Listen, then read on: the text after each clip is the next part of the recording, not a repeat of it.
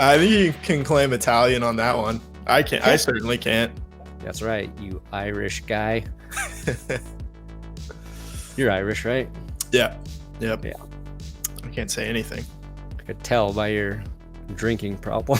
Yeah, and complexion. Yeah. Welcome. Hey, we missed last week because I was out of town. It's been the story of this offseason for this podcast. And of course, last week would have been a nice week to do a Broncos podcast because there was a chunk of news about old Brandon McManus getting released. And so we're just going to do it late. We're going to talk about that today. Some other Broncos news, but Will and I were just talking about the Denver Nuggets. They will be playing game one of the finals Thursday night. And Will was asking me how I felt about it, right, Will? Is that where we were at? We're checking in. Yeah, we're doing a little temperature check before game one tomorrow night. Yeah. Now, a couple things here. I asked Twitter, would you rather play the best team, quote unquote, the more talented team, or the team that is hot in the playoffs? And right now, I think the Nuggets they're playing the team that was hot in the Heat because they go in as an 8th seed, right? But then they lose 3 in a row after winning 3 in a row. So I don't even know how hot the Heat are at the moment. It's a good point. But like I was thinking about that obviously in football terms. So like in the playoffs, if I'm a football team, and there's, you're waiting to see who your opponent is, and say you're in the championship game and you've got like that wild card team that's knocking guys off, I would rather play the more talented team, I think, if we're talking about football, than the team that's hot in the playoffs. Yeah. Because the Broncos, they were there. The Baltimore Ravens. We all remember that. Basketball, how do you feel? What's your take on that? That's a good question because this series is so weird, I think, to start because it feels like the Nuggets haven't played a game in a month. Right. Whereas the Heat playing every other day, they go to a game 7. Like you said, they drop the 3 in a row, and then they come back and Caleb Martin shoots the lights out in game 7, and it's not really even a contest. Is that your dude? That's my dude. Yeah. In Nevada? Yeah. All right. I love him. I am still rooting for the Nuggets. Don't worry. I know where my loyalties are. But yeah, I think we were talking about it before we got on here that the Nuggets are just so like built to withstand like any runs by the Heat, I think, because of how consistent Jokic is. And like we said, Murray and Porter get streaky, but you always know what you're getting from Jokic, and it's usually a triple-double, at least in these playoffs. He could average a triple-double, and I think for the postseason, it could be the first guy to do it since LeBron in 2017 or some shit, I think I saw.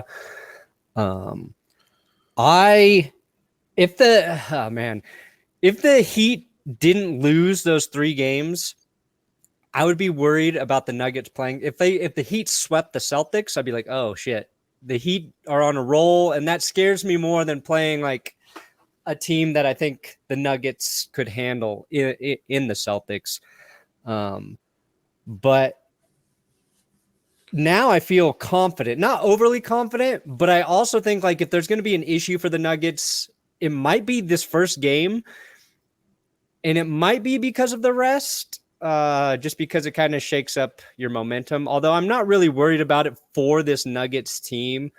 And I think like the whole like idea of too much rest, that only affects possibly the first game you're back. Yeah, that's like, I don't know. That applied. I think people say that because of the 2007 Rockies. Yeah, I was just going to say they're the Colorado fans are scared because of the Rockies. Yeah, but this team is so much better.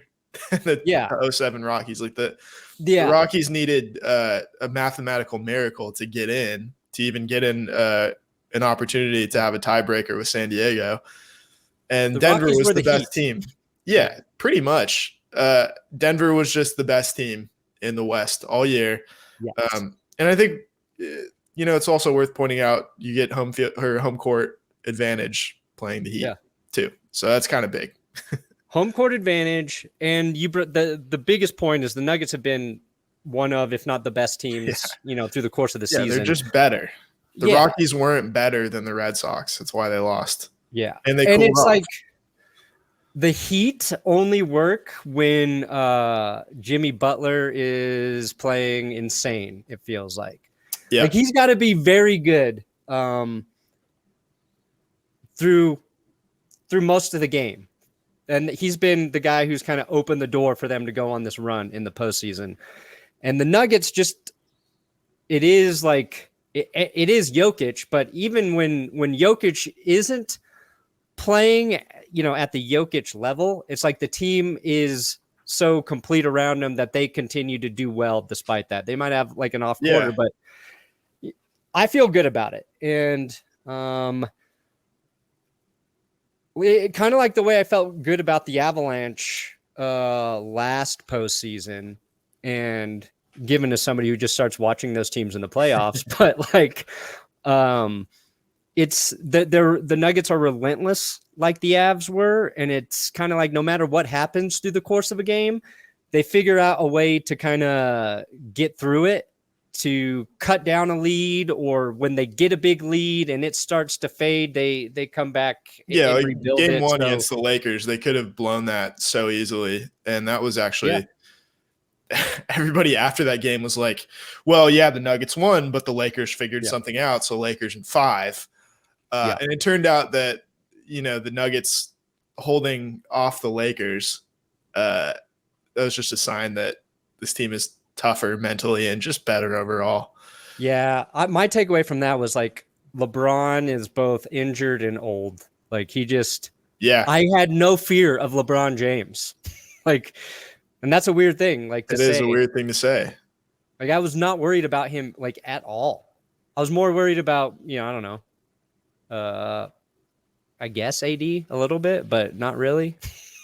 It's like he's just gonna he's probably gonna go off every game in the series, and that's something you have to account for. But I think D'Angelo Russell had the worst series of his life. Yeah, and so it balances out. The last thing I want to say before we actually talk about the Broncos is my other takeaway from the NBA is it feels like as a league, or as the way the league is covered, the underdogs are not embraced the same way they are in the NFL. No, that's it. It's very true. So like, I feel if, just go back to when the Browns were in the playoffs, right? And they beat the Steelers. People fucking love that. Mm-hmm. Like it was exciting. Everybody I felt like was rooting for the Browns. It was highly covered, and the Browns are not like this organization that gets a lot of attention unless it's negative, but people are excited about it. And it feels like the Nuggets going to their first finals ever, that has not been hyped up at all. No, it has, no. ESPN 47 years. Yeah. This team finally gets there. This is great for the NBA. Like it shows, build your team a different way too. Like the Nuggets haven't collected this fucking group of all-stars, right? By trading, and they've built their team through the draft. Like they should be hyping up that aspect of being able to build your NBA team that way. I mean, they should be hyping that up about both teams, right? No, exactly. And the Heat redeeming like what happened from the year before where they lose to Boston, the perfect vengeance story. You got Spoelstra, you got Butler who bounced around and then just like found his groove there with Miami. It's just funny. Like it feels like it's just this letdown because it's the Nuggets and Heat. Right. Well, I mean, the NFL is like they're getting ratings no matter what. And I think the NBA too is like that to some extent, but it's such a star-driven league that, they really wanted Tatum, LeBron, they wanted Lakers, Celtics, echoes of Bird Magic and all that shit that nobody cares about anymore. And instead they get the best player versus, the best coach in the NBA. Yeah. It's not as exciting for them, I guess, because Jokic doesn't really care about any of that. Yeah, dude. I remember when Spoelstra was like, because LeBron goes to Miami, right? And Spoelstra's like really young head coach there. And it's like part of the reason LeBron went there is just so he could tell Spoelstra what he wanted to do, right? Right. The narrative on him shifted. Yeah, he was just he's just like a video guy for Pat Riley. Yeah, I just saw that the other day. I was like, holy shit. Video dude. I was like, can I be the coach of the Broncos then? It would kind of be like that in a way. Yeah. Can you imagine that if like I'm trying to think of just some like random guy that we know in the organization. But it's like if Brett Coleman just became an NFL coach. He's working for the Chargers now, and honestly, there's a chance he could become the Chargers head coach. Yeah. I think he would have sat Mike Williams week 18. Oh yeah, 100%. So maybe they don't blow a 27-0 lead. That's just my take. Coleman's he's a freak, man. I think last night I saw him tweeting out like all 22 footage of Dwight Freeney and Robert Mathis. And it was from when it was Andrew Whitworth's first year, like in the season when he was a rookie. And because he like tagged Whitworth in there because Whitworth was getting beat so badly. But I was like, who? I was like, there's no way I would ever be watching that. Like maybe you and I are watching those highlights from a game from that thing from a video, but like no chance of breaking out the all 22 for anything. Coleman's just doing it for like fun. Like I'm sure he's working on a video, but I don't know, man. I can't commit like that. No chance. They're just like, I don't know. It feels like football is part like, entertainment and gossip and news and the stuff that we like. And then there's just like this hidden language. Yeah. That is accessible to anyone, but you need like a doctorate to decipher everything.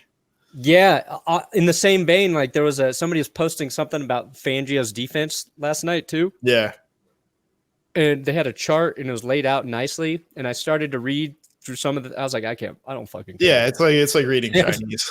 It's like I don't care. This makes football not fun to me, and that is the last thing I want. Right. We know what we do well. I want stick to it. I want part of the mystery. I just want part of the mystery. Yeah, I want to be able to be like, that was bad. That was a bad play call, and not be able to like articulate why. Yeah, that coach is a dumbass. I wouldn't have done that. Sucks. The one thing I don't like though is now whenever a team underperforms, it's just one of the coordinator's faults. Yeah. No, the Chargers. Yeah, and they're going to be fixed with Kellen Moore, and Kellen Moore was the Cowboys' problem. You know what I mean? It's just it's just musical chairs. Is what coaching is. Byron Leftwich. This is the Buccaneers' problems, right? Had nothing to do with Tom Brady getting old and throwing the ball 70 times a game. Byron Leftwich, of course. But the Broncos did release McManus last week. That surprised me a little bit. I remember you asking about that in one of our podcasts.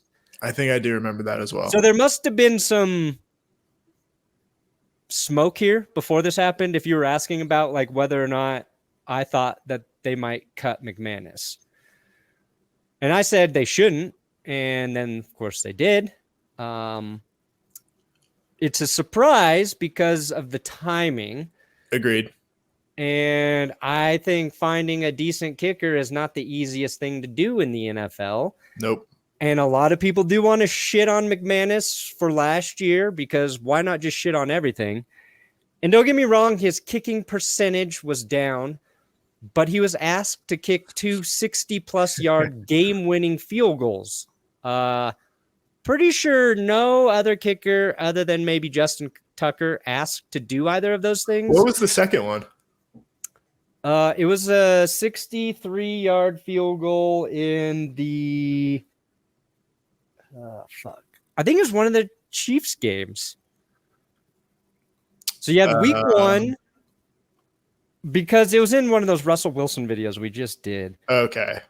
It must have been the first Chiefs game. then. I think it was. And maybe that wasn't a game winner. Maybe it was just late in the Yeah, game. it's a crucial one. Yeah. So Right. like Because take Hackett those didn't two out of it. understand the difference between a target line and range. Yeah. Where the fuck is it? Was it That's the one Chiefs? coach we actually are smarter than, I think, maybe. Yes. Oh wait, maybe it wasn't Kansas City. Was it the Chargers game? Or the Raiders? Oh, yes, the Raiders. Yeah. That game was, I mean, it gets lost, I think, to history, just because of how bad the rest of the games were, but that was a special kind of choke job, that game. Yeah. That was really awful. No, it was. Yeah, so I think it was one. Either way, like I looked at like which kickers were even asked to kick, attempt field goals over 60. Is maybe a third or a fourth of the kickers in the league ever asked to even do it last season. Yeah. A guy who was really good, Robbie Gould, never attempted a kick over 60. And I think McManus was like 10 for 10 on his 50 plus yard, his 50 to 59 yard kicks. He was perfect. He missed a couple short ones, and I think people remember that too. So, well, yeah, I mean, a couple of those were also bad holds by Whitner. There's maybe one was blocked as well. So it's like, I definitely don't think he was as bad as his kicking percentage would lead people to believe last year. The offense wasn't really good at all. So a lot of kicks he was asked to make were longer ones, and he made most of those. The whole point is, like, I think he was better than what many Broncos fans are trying to just justify, like, oh, he sucked anyway. It was time to move on from him. I think that's inaccurate. And I think the Jags signed him like immediately, and they released is it Riley Patterson? Riley Patterson, yeah. Yeah, the guy who hit the game winner against the Chargers in the playoffs.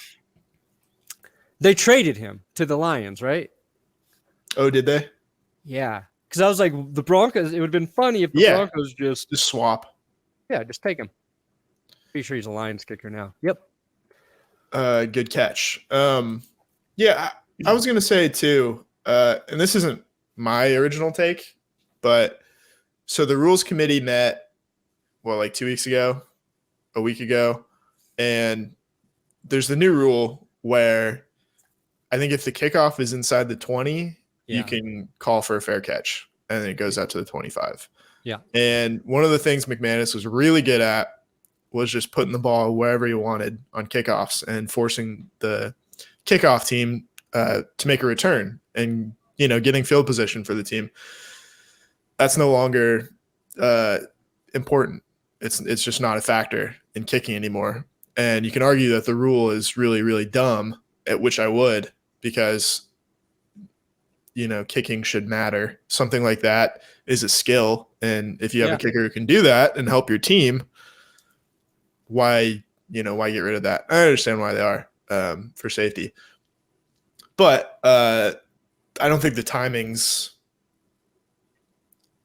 like, I don't know. Maybe it is a coincidence, but the timing adds up quite a bit. Yeah. Was McManus at like OTAs or whatever before this? I don't know, because I don't think we saw any pictures from OTAs really. Yeah.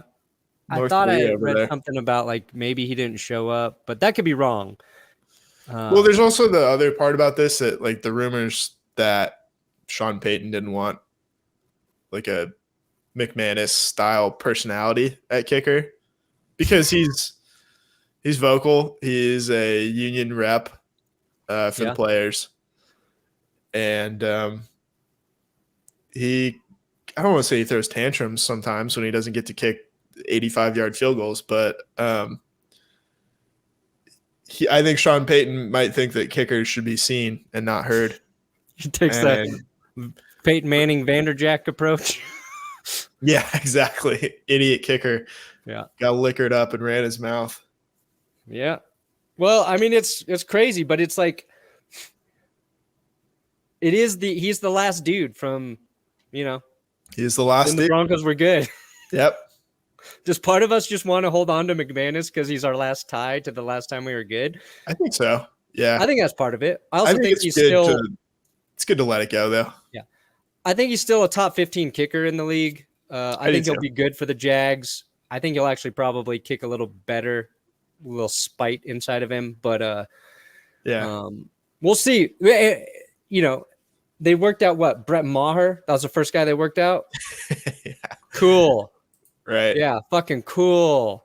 Former Cowboy, former Saint, former 4-time extra point misser in the wild card round. Give us the guy who had maybe one of the most nationally televised worst case of the yips we've ever seen kicking footballs. Yeah.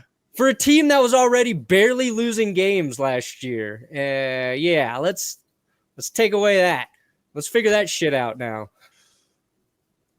I get it because before that he was a really good kicker. Maher? And real time with Brett Maher. Yeah. And I don't know, if you can get him and he's past that and maybe he's gone to therapy or something, or just worked it out somehow, then you get a really good value on a good kicker.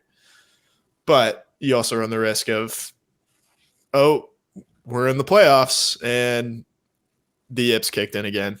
And suddenly we lose by 1 point because Brett Maher missed 6 extra points. Yeah, I don't think I would ever take a chance on. In the greatest shootout of all time, I guess. Yeah, I couldn't do that with the kicker. But we do have a new kicker. I need to know he has like no soul. Yeah, you want a robot. Yeah, or who do you think's like the Terminator of kickers? Is it Tucker? It's Tucker. Before him was Vinatieri, right? Yeah. Tucker's Vinatieri, but with a stronger leg. Big ones. What's that? Vinatieri even missed a few big ones though. Yeah. Oh shit! What game was it? Remember that Chargers one? Bringing up the Chargers. No, it's one of those Super Bowls. The Carolina missed one of the early kicks in there. He missed 2 against the Panthers. Yeah, it was Panthers because NFL Network was replaying it the other day. The one that mattered couldn't have been more perfect. Yeah. Tucker would be the Terminator. I'm trying to. Damn it! I forgot Rob Baronis died too. Yeah, that was sad. So I did that kicking field goals, short. Yeah, in a game. Where the fuck is this? Oh. Oh my God. I would put Jason Elam up there too. Elam was money. Oh yeah. You remember the fire drill game winner against Buffalo, week 1, 2007?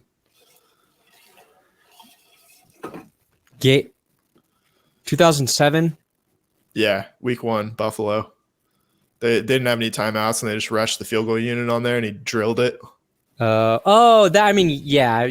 remember that now. That was cool. Yeah, no, Elam was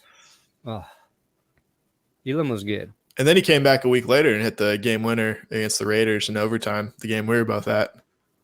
Ooh, yes, he did. Yeah. After Janikowski missed. Yep. Missed off the top of the upright. Yeah. Okay. Insane kick. No, Elam was legend. So the Broncos signed Elliott Fry. Yep. Okay. I didn't realize they signed anyone, so I'm just reading that. Yeah, this just happened. I have it in the rundown.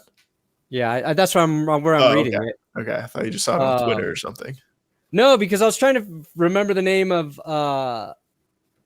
the Stars kicker in the USFL who made 8 field goals in the same game. Right. It wasn't Russolino, was it? No, Taylor Russolino was XFL. Right. This is Luis Aguilar. Yes. He made 8 kicks. A couple were over 50, including the game winner, which I think was also 50. To me, like, that's a guy I would be interested in signing. Yeah, that's what the XFL's for, or the USFL too, I guess. Yeah. So maybe Elliott Fry, and then maybe once the USFL ends, they also sign and have like competition through the preseason. I think they will definitely have competition. But we should bring up, so he's been on like 10 rosters. Yeah. He's really bounced around, but he was most recently with the Chiefs, I think in 2021. So he's made 5 of his 6 field goal attempts. 5 of 7 extra points. Don't love that, but whatever. But in the AAF, Orlando Apollos 2019, 14-14. There you go.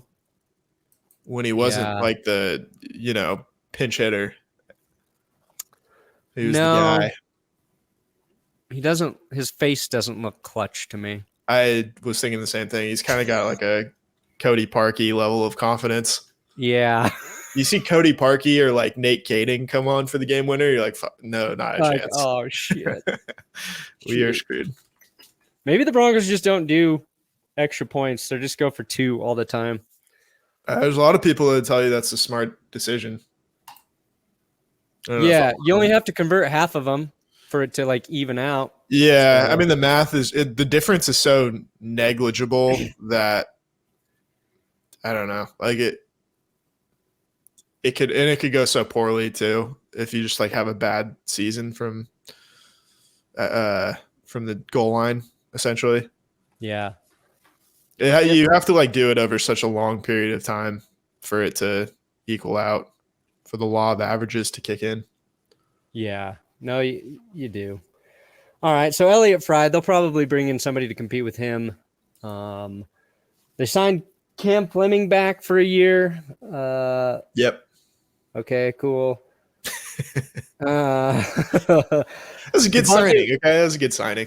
Yeah, that's good. It's a good depth piece at tackle. We know, probably both Bowles and McGlinchey will be on IR before the season even starts. So Cam Fleming will be left tackle starter number 1, week 1. Yeah. He's playing. They'll probably trade for Billy Turner mid-season. Mm-hmm. Mm-hmm. And then they'll be calling up Ty Sambrailo at some point. Sambrailo, Schofield, I think will make an appearance. Oh yeah. Donald Stevenson maybe. Oh fuck yeah. Menelik Watson will be in there for sure. That was probably one of Elway's biggest whiffs was Watson. Yeah, that was a big signing. Well, I guess Juwan James. Yeah. I don't know how much that was his fault versus just Juwan James's fault. I don't know. Yeah, but the other thing was that's all the news. Javonte Williams was at their practices, had his brace on, was out there running, so that's optimistic. Yeah, how do you feel about that? I think we've kind of talked about it, but yeah, we talked about it last time, how I said it was just like bullshit for us to project that he's going to be ready to go for the season or early in the season because he's got 3 months between now and when that starts. Right. And that's when you're going to have like a lot of your setbacks. It's like it's almost like every time you hear about somebody with a knee injury, they're ahead of schedule early in their recovery. And then when you really got to start cutting and working on that knee, it's when it flares up or, that type of shit. But and we can also like be optimistic and say like he's a young guy who has access to the best medical resources possible. Yeah. Maybe if the new training staff is better too, right? I think that's always a possibility. I think that is a distinct possibility and maybe the only outcome. Yeah. No, I'm going to be optimistic. I'm just like, I wanted to commentate on how like everybody's just running with this like clicky, baity sort of headline of Williams going to be back. We ready to rock. Hopefully, like we need Javonte Williams. That offense freaking needs him. Mm-hmm.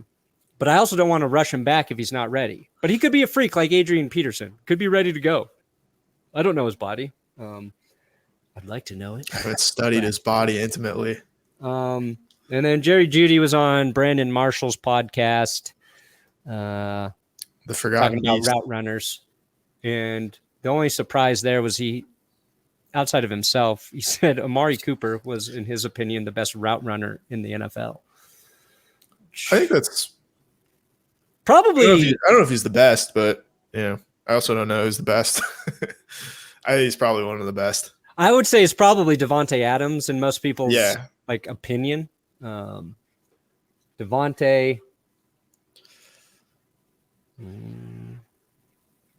Diggs, probably Stephon Diggs. I would say a lot of people would have him at 2. Jeudy had him like at 4 or something, but I would say those two guys get credited with and Cooper Kupp because he got hurt last year. But if you when other wide receivers would talk about Cooper Kupp, they talk about how well he runs routes. Used to be Wes Welker was the best. Yeah, the slot machine. Slot machine. He was fun to watch for a year. Then he did ecstasy at the Kentucky Derby. And he sucked a horse's dick at the Kentucky Derby. It's no longer the same. Yeah, that's how he got his final HBO show that didn't work. That was a good time. Yeah. That's it. There's been no real news for the Broncos. No. We have outside of McManus. That was a thing. That was kind of big, I guess. Yeah. The longest tenured Bronco getting released, I guess that was big. Yeah, that was big. I don't know. I really don't want to be in kicker hell after this. It's scary. It's a scary thing. It's scary was he the best? Because no, but you kind of knew what you're getting from him. Yeah, it's scary because when you're good, your kicker becomes more important. Yep. Yeah, no one gives a shit who's kicking the field goals when you're 5-12. No.